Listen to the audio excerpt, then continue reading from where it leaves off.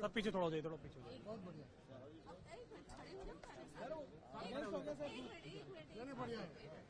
Sir, जिस तरह से लोकसभा स्पीकर के अगेंस्ट अविश्वास प्रस्ताव लाने की बात ये लोग कर रहे हैं, जो परिस्थितियां हैं, गतिरोध लगातार जारी है, सदन नहीं चल पा रहे, क्या कहेंगे?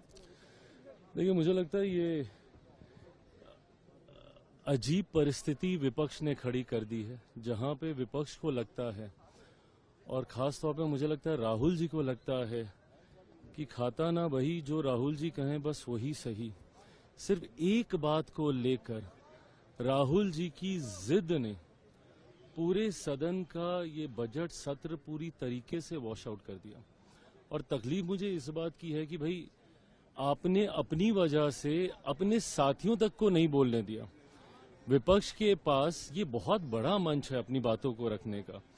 ऐसे में कई राज्यों में चुनाव हैं, कई क्षेत्रीय दल हैं जिनको मौका ही इन्हीं सब विषयों पे मिलता है। राष्ट्रपति जी के अभिभाषण पे खुल के सारी बातें उस दल के नेता करते हैं, बजट पे सारी बातें खुल के उस दल के नेता करते हैं।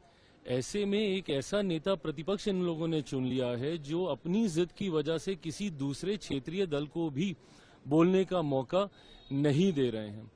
ऐसे में मैं मानता हूं कि लोकतंत्र की गरिमा, मर्यादा को तार तार करने का काम विपक्ष के द्वारा लगातार किया जा रहा है। कुर्सी पे चढ़ना, टेबल पे चढ़ना, ये आचरण तो हमने देखा ही। अब लोकसभा स्पीकर पे जिस तरीके से अविश्वास प्रस्ताव लाने की बात कही जा रही है, जिसको लेकर विपक्ष शायद इसको जल्द लाने की सोच रखता है, ऐसे में पुनः चिंता इस बात की भी होती है कि ये वही लोकसभा के स्पीकर हैं जो कि निरंतरता में पिछले उसमें भी थे, पार्लियामेंट के टेन्योर में थे, और इस बार भी उन्हीं को ही पुनः ये जिम्मेदारी दी गई है। ऐसे में जस्ट बाय द वर्च्यू की आप अपनी बात कह नहीं पा रहे, मैं ये कतई नहीं बोलूंगा कि इनको बोलने का मौका नहीं दिया गया, रिपीटेडली इनको बोलने का मौका दिया गया है। अब ये परंपराओं के विरुद्ध जाकर